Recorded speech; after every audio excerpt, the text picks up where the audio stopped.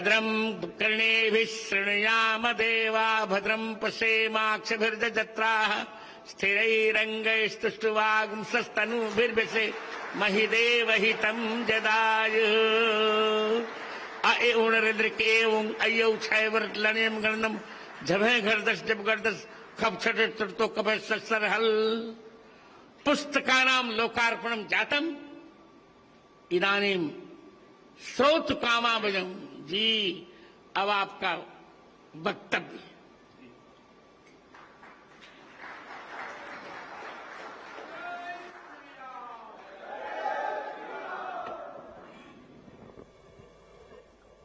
नमो राघवाय, नमो राघवाय। हम सबको आशीर्वाद देने के लिए उपस्थित पूजनीय जगतगुरु श्री रामभद्राचार्य जी, यहां पधारे हुए सभी तपस्वी वरिष्ठ संतगण, ऋषिगण, मध्य प्रदेश के राज्यपाल श्री मंगूभाई पटेल, मुख्यमंत्री भाई शिवराज जी, उपस्थित अन्य सभी महानुभाव, देवी और सज्जनों, मैं चित्रकूट की परम पावन भूमि को पुनः प्रणाम करता हूं। मेरा सौभाग्य है आज पूरे दिन मुझे अलग अलग मंदिरों में प्रभु श्री राम के दर्शन का अवसर मिला और संतों का आशीर्वाद भी मिला है। विशेषकर जगतगुरु रामभद्राचार्य जी का जो स्नेह मुझे मिलता है वो अभिभूत कर देता है।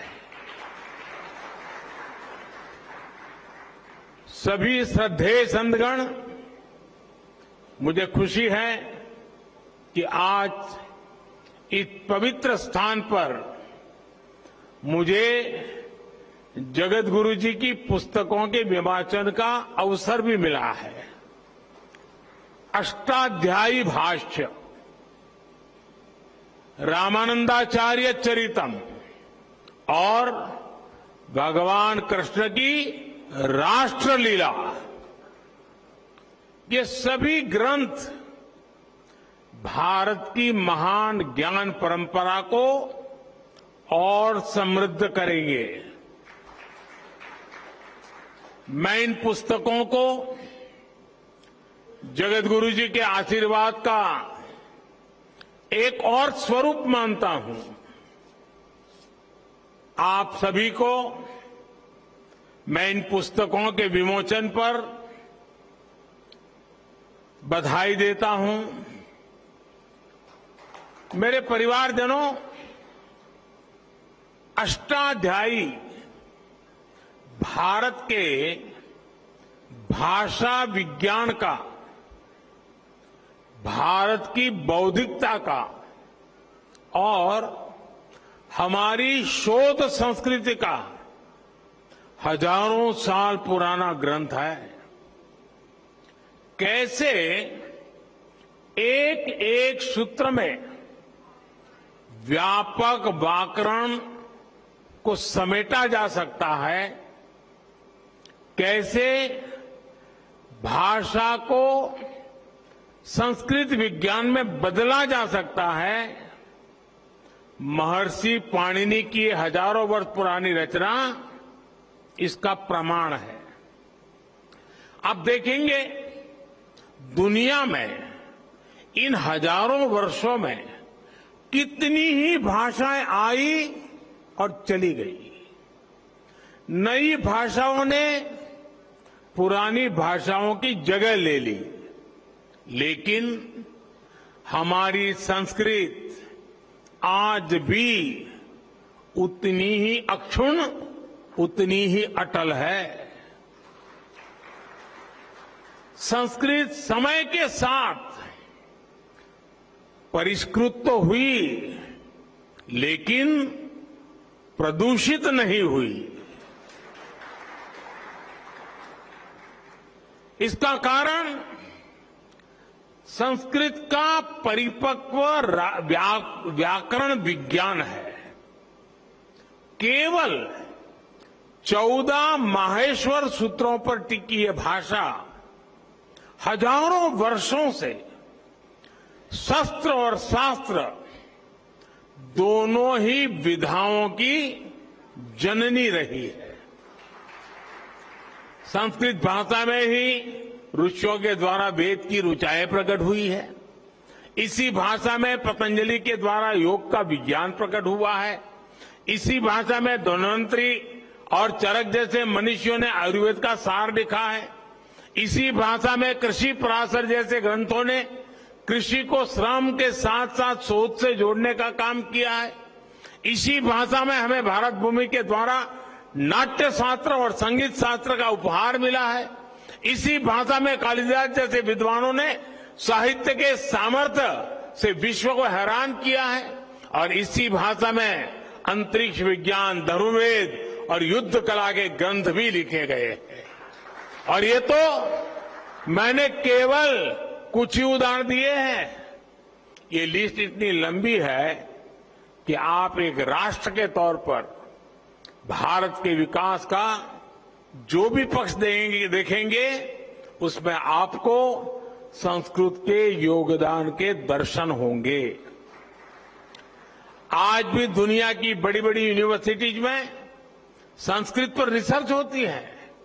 अभी हमने ये भी देखा है कि कैसे भारत को जानने के लिए लिथुआनिया देश की राजदूत ने भी संस्कृत भाषा सीखी। यानी संस्कृत का प्रसार पूरी दुनिया में बढ़ रहा है। साथियों, गुलामी के 1000 साल के कालखंड में भारत को तरह तरह से जड़ों से उखाड़ने का प्रयास हुआ। इन्हीं में से एक था संस्कृत भाषा का पूरा विनाश। हम आजाद हुए, लेकिन जिन लोगों ने गुलामी की मानसिकता नहीं गई, वो संस्कृत के प्रति वैर भाव पालते रहे। कहीं कोई लुप्त भाषा का कोई शिलालेख मिलने पर ऐसे लोग उसका महिमा मंडन करते हैं, लेकिन हजारों वर्षों से मौजूद संस्कृत का सम्मान नहीं करते।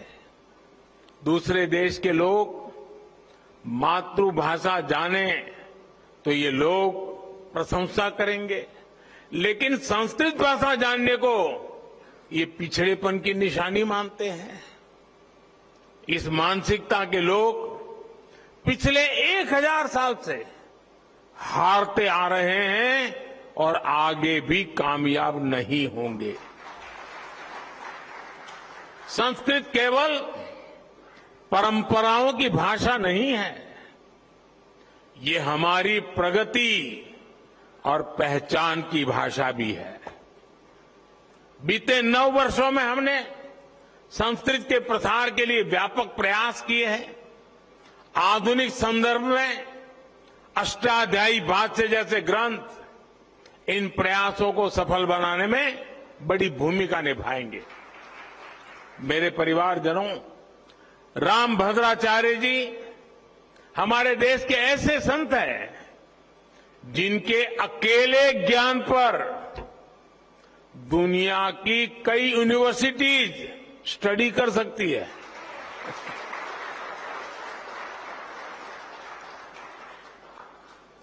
बचपन से ही भौतिक नेत्र न होने के बावजूद आपके प्रज्ञा चक्षु इतने विकसित हैं कि आपको पूरे वेद वेदांग कंठस्थ है। आप सैकड़ों ग्रंथों की रचना कर चुके हैं। भारतीय ज्ञान और दर्शन में प्रस्थानत्रयी को बड़े बड़े विद्वानों के लिए भी कठिन माना जाता है। जगत गुरु जी उनका भी भाष्य आधुनिक भाषा में लिख चुके हैं।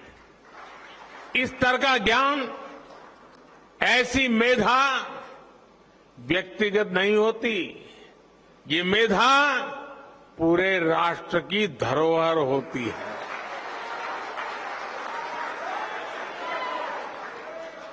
और इसलिए हमारी सरकार ने 2015 में स्वामी जी को पद्म विभूषण से सम्मानित किया था।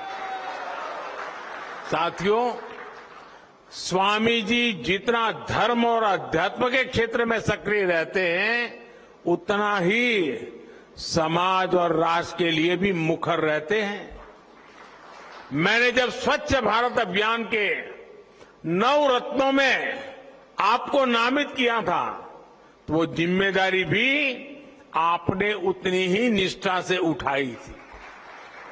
मुझे खुशी है कि स्वामी जी ने देश के गौरव के लिए जो संकल्प किए थे, वो अब पूरे हो रहे हैं। हमारा भारत अब स्वच्छ भी बन रहा है और स्वस्थ भी बन रहा है। मां गंगा की धारा भी निर्मल हो रही है। हर देशवासी का एक और सपना पूरा करने में जगत गुरु रामभद्राचार्य जी की बहुत बड़ी भूमिका रही है।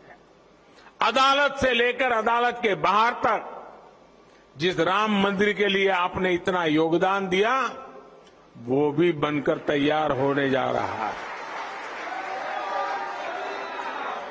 और अभी 2 दिन पूर्व ही मुझे अयोध्या में श्री राम जन्मभूमि तीर्थ क्षेत्र ट्रस्ट द्वारा प्राण प्रतिष्ठा समारोह में शामिल होने का निमंत्रण मिला है।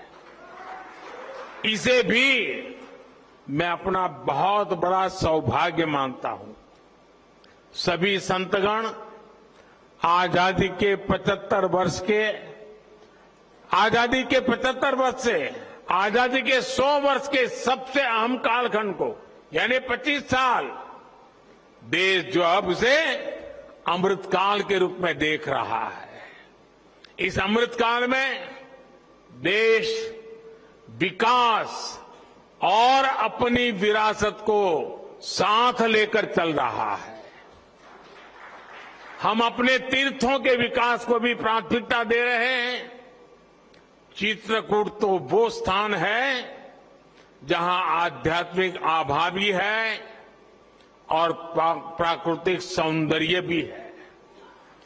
45,000 करोड़ रुपए की केन बेतवा लिंक परियोजना हो, बुंदेलखंड एक्सप्रेस वे हो, डिफेंस कॉरिडोर हो, ऐसे प्रयास इस क्षेत्र में नई संभावनाएं बनाएंगे। मेरी कामना और प्रयास है चित्रकूट विकास की नई ऊंचाइयों पर पहुंचे। एक बार फिर पूज्य जगतगुरु श्री रामभद्राचार्य जी को मैं आदरपूर्वक प्रणाम करता हूं। उनके आशीर्वाद हम सबको प्रेरणा दे, शक्ति दे, और उनका जो ज्ञान का प्रसाद है वो हमें निरंतर मार्गदर्शन करता रहे। इसी भावना को प्रकट करते हुए मैं हृदय से आप सबका बहुत बहुत धन्यवाद करता हूं। जय श्री राम। ओम आब्रह्मन् ब्राह्मणो ब्रह्म वर्चसी जायता महाराष्ट्रे राजन्यः सूरैकव्योति व्याधि महारथो जायताम् दोग्धेर्धेनुर्बोधानड्वानाशो सप्ति पुरन्ध्रजोखा जिष्णुरथेष्टा सभेयो युवास्य यजमानस्य वीरो जायताम् निकामे निकामेन पर्जन्यो बरकतु फलवत्यो न ओषधय पच्यन्ताम् योगक्षेमो न कल्पताम्। चित्रकूट से आप देख रहे थे जहां प्रधानमंत्री नरेंद्र मोदी पहुंचे हुए हैं और संतों का आशीर्वाद उनको मिला है। को आप बड़ी गहराई से जान रहे हैं। स्वामी रामभद्राचार्य नजर आए, उनके साथ में मध्य प्रदेश के मुख्यमंत्री शिवराज सिंह चौहान भी मौजूद रहे। अब चलते हैं लखनऊ, जहां मुख्यमंत्री योगी आदित्यनाथ एक कार्यक्रम में पहुंचे हुए हैं। वो तस्वीरें भी हम आपको दिखाते हैं। मुख्यमंत्री नजर आ रहे हैं, उनके साथ में ऊर्जा मंत्री दिनेश उनके साथ में नजर आ रहे हैं और राकेश सचान को आप देख सकते हैं। उसके अलावा जयवीर सिंह नजर आ रहे हैं, सूर्य प्रताप शाही नजर आ रहे हैं, सुरेश खन्ना नजर आ रहे हैं।